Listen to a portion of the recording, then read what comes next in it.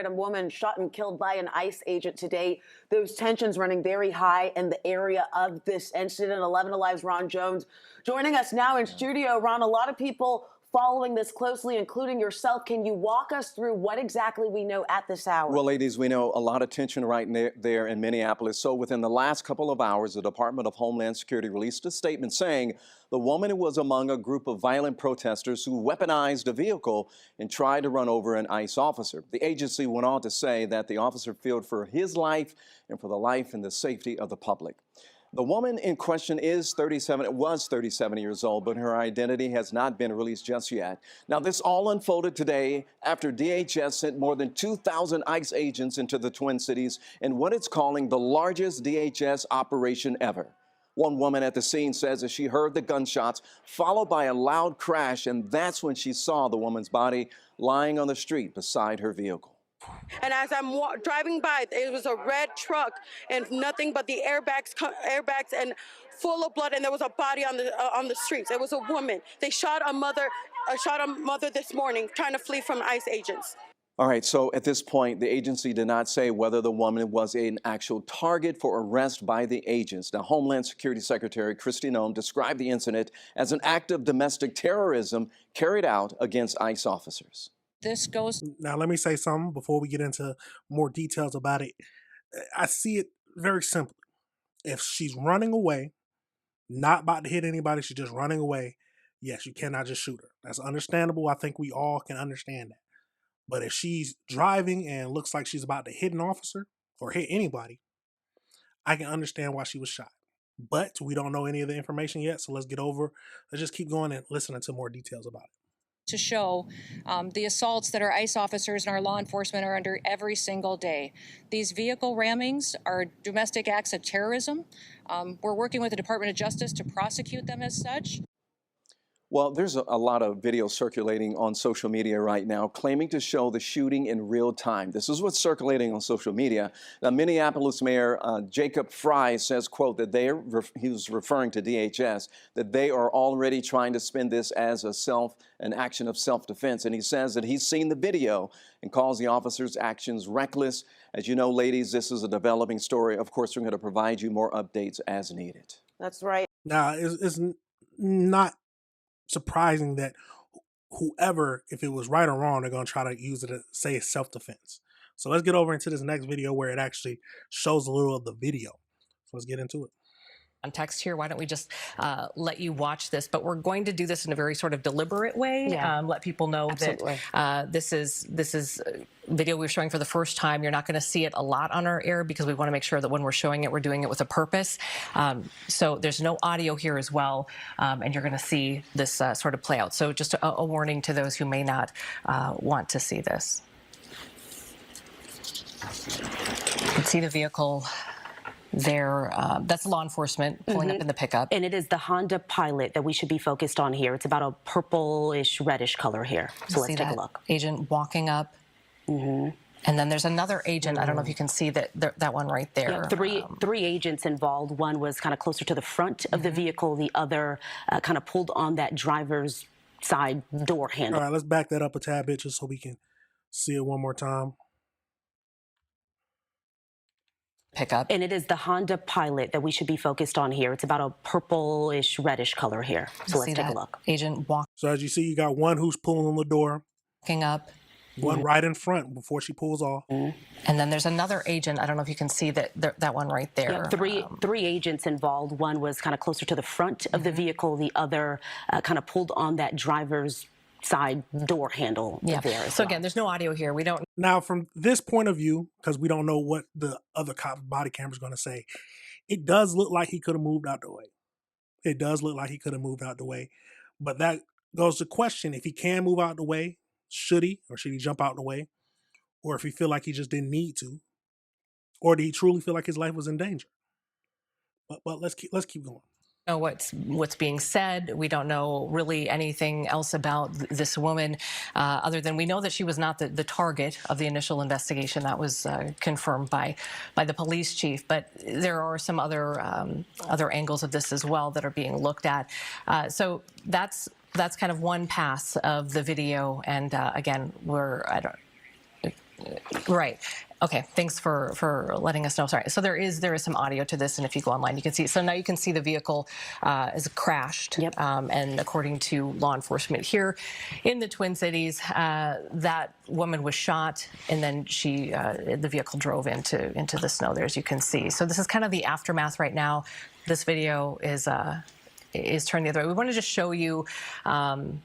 What's happening. We didn't have a lot on the front end of this, and every time we show video, we kind of like to show prior the incident and then as much after. But this is what we have, so we wanted to show it to you in full. And this is also the first time that we are seeing this as well. So we're kind of just watching this together along with you. But as you can see there, you see all these houses and these homes along Portland Avenue. We know that this is a residential area. So again, we don't know much about this woman, just that she's 37 years old. We don't know if she was an observer, because that's the thing too. So a lot of these ICE agents were out there, and they say observers were out there as well. These are people that are just documenting what is going on. And so we know from the police chief's perspective, he just says that he knows that she was a woman that was in her car and she was blocking the road. Yeah. And that's about all the information that we know. Okay, right. You let me know when this is played out completely, or how close we are. Oh, there's a couple minutes left, because I just wanted to also read, because we haven't had a chance to do this, the statement from Kristi Noem, Department of Homeland Security, if I could as well. Do you want me to do that right now, Ryan, or do you want me to wait just a minute? Okay. Okay, so let's just kind of watch this for a moment. Again, this is the aftermath. I think we got the gist of everything that's happened. Let's look through it one more time just so we can see what we truly thought. You can see the vehicle there. That's law enforcement pulling up in the pickup. And it is the Honda Pilot that we should be focused on here. It's about a purplish, reddish color here. So let's take a look. Agent walking up. So as you see, you got the cop right there in front. And then there's another agent. I don't know if you can see that one right there. Yeah, three agents involved. All right, y'all, tell me what y'all think. We're not going to watch the whole thing, because that's the main part that we want to know. What do you think? Do you think the officer was in his right to shoot the woman who was driving off? Was she trying to hit him? Was she just trying to flee? What are your thoughts on this whole situation? Let's go over into, you know how I like to do a little AI breakdown summary. So let's just see. So 37-year-old woman's name was Rena Nicole Good, and she was fatally shot by the U.S. Immigration and Customs Enforcement in South Minneapolis. The incident has triggered national attention and a sharp conflict between federal and local officers. So it happened at 9:30 a.m. near the intersection of East 34th Street and Portland Avenue, roughly 10 blocks from where George Floyd was killed in 2020. Wow. Victim identification. So Rena Nicole Good was a U.S. citizen and a resident of the neighborhood. Leaders stated that she was a legal observer of the federal actions and was not a target for the arrest. So that's why they say she wasn't a target of the arrest. She was a legal citizen. Witnesses in social media videos show agents approaching a burgundy Honda Pilot after agents tried to open the side door of the vehicle, reversed and then moved forward, and the agent fired approximately 3 shots through the windshield or the driver's side window, striking Good in the head. So conflicting narratives. This is what we're going to get into. So the federal account. So the Department of Homeland Security saying that it was an act of domestic terrorism. They claim Good weaponized her vehicle and attempted to run over officers while she was conducting a targeted immigration operation. Now, tell me what y'all thought. Now, we can only see one side of it until we get the body cam footage of the officer. Do you think she was really trying to run away, or... I don't know if escape is the good word, because she wasn't under arrest. So I'm trying to figure out why she was driving off. Local accounts. So the Minneapolis mayor and Tim Walz have explicitly called the federal narrative bullshit and propaganda. They cited the video footage they say shows the agent used reckless power and the vehicle was not being weaponized against them. Immediate aftermath. So you got some protests and unrest. A large crowd gathered at the scene, leading to clashes where the federal agents used pepper spray and tear gas. And then the governor has placed Minnesota National Guard on a warning order. demands for ICE to leave. So you got the mayor and senator who are demanding ICE to leave the city immediately. And then you got, so right now there is an investigation by the FBI and the Minneapolis Bureau of Criminal Apprehension. Now it's a crazy scene, crazy scene. I always do that backwards. It's a crazy scene. But let's think about what we saw. We saw that we had officers surround the vehicle. One tried to open it, one was standing in front of the vehicle. She tried to drive away. One officer was standing to the front, so you can technically call it in the front, but close enough to where I think he could have jumped out the way.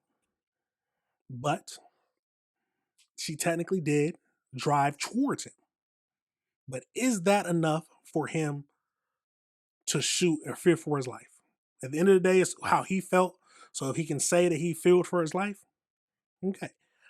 But what are your thoughts, y'all? Do you think that the ICE agent was in his right? Or do you think that it wasn't a dangerous enough situation for him to fire his weapon? It's a crazy situation no matter how you look at it, and it's a tragic situation that a woman lost her life. So we got to remember that. It's a tragic situation that a woman lost her life. Loss of life is always tragic. But the question is, was she trying to hurt the officer or was she just trying to leave? Do you think the officer was in his right to shoot? Like I said, if he truly feared for his life, felt like he couldn't get out the way in time, and he pulled the trigger, and I can't say much about that. But tell me your thoughts, y'all. Tell me if you disagree with anything I said. Absolutely crazy situation.